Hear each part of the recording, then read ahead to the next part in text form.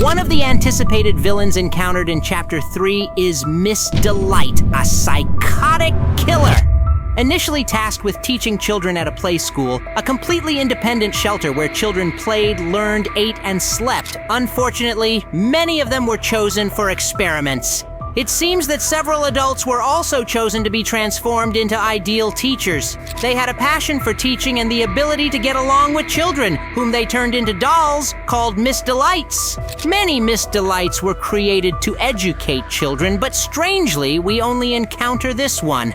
The reason for her hostility hints at a hunger she cannot satisfy and the suffering she had to endure.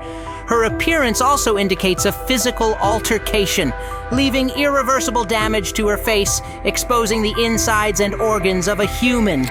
We first encounter her inside the school when Ollie warns us about her as a psychotic entity seeking blood. Initially, we see her destroying the generator with a makeshift weapon she calls Barb. It's an assembly of school supplies like sharp pencils and rulers. Miss Delight is very powerful and destructive. She destroys the generator with one powerful blow, then continues to pursue the main character, breaking through barricades as if there were no tomorrow. Interestingly and ironically, she ultimately encounters forbidden gates, which become her end. She is very fast and moves when unseen, pretending to be an inanimate object or dead when noticed. This harks back to her past, how she used this technique to hunt her targets or victims. The only reason she pursues the hero is she wants to kill him. She explains that he shouldn't be here. She describes his difference from other people, pointing out his bravery and courage as he resists the deadly dolls. As seen in the movie Hour of Joy, everyone in the factory ran to save themselves, and no one stood in the way of the killer dolls. But honestly, I don't think they had another choice. Anyway, for the main character, continuing to move forward with head held high becomes a big shock for Miss Delight, as she's never seen someone fight like him. The only moment people felt safe was when they held onto dolls and used weapons to sedate them because otherwise they ran like cowards. According to her monologue, she seems to follow the prototype through CatNap's actions and power, as at first, she friendly says that CatNap won't like the presence of the main character, but as he ignores the warning and keeps moving forward, she acts on it and tries to stop him. If she manages to get close enough to the main character, and if he looks away long enough, she seems to hit him with Barb, her makeshift weapon, and then tries to devour him to try to satisfy her constantly empty hunger. Finding several notes in her lair, we learn about her past and how she became what she is now.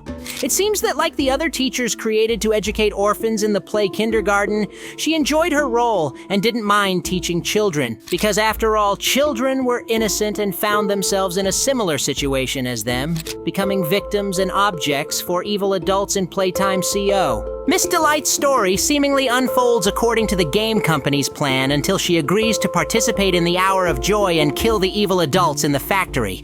From the notes, it seems that the toys somehow got rid of the children, whether by killing them, freeing them, or locking them down in the bottom of the factory. But the first assumption is probably the most plausible. The first note points out how after the Hour of Joy there were no more children, and suddenly silence reigns in the empty corridors. Such silence that even the teachers startle each other, making the slightest sounds. This continues until suddenly the door in the school closes, holding all the teachers together for many days. Then there's a strange knock on the door, followed by the sound of breathing, and nothing more is said or heard. Miss Delight continues to wonder what the source of the sound is. To protect herself when the door opens, she creates makeshift weapons from school tools like pencils and rulers, which she calls Barb. This will later become an important companion for her. After days pass, the teachers don't know who locked them in. Unable to open the door despite all attempts, they start running out of supplies, arguing about what's left. Slowly, one mother singles out a specific Miss Delight, blocking the door to the kitchen, waiting for her to die, perhaps to get rid of another mouth to feed, or even in a darker sense, to devour her insides. After a few more days, Miss Delight starts losing strength, falling to the ground and unable to get back up. It becomes clear that if she doesn't eat soon, she will surely die. This reveals another crucial point about the story and the dolls, that they function biologically like normal people, they have a digestive system, and need to eat. This raises the question of what they ate after the hour of joy. Perhaps they resorted to eating each other, or even ventured out of the factory to hunt other people.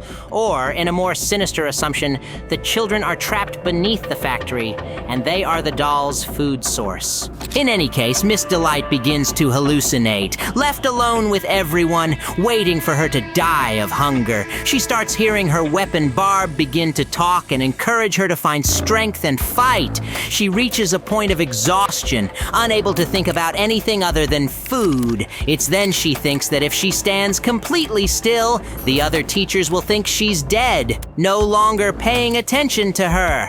But when they're distracted, she can make her move, quickly attacking others, perhaps one by one, until they notice her. This explains who the creature she was talking to in her monologue was: Barb, her weapon, or her more sinister antithesis, urging her to violence.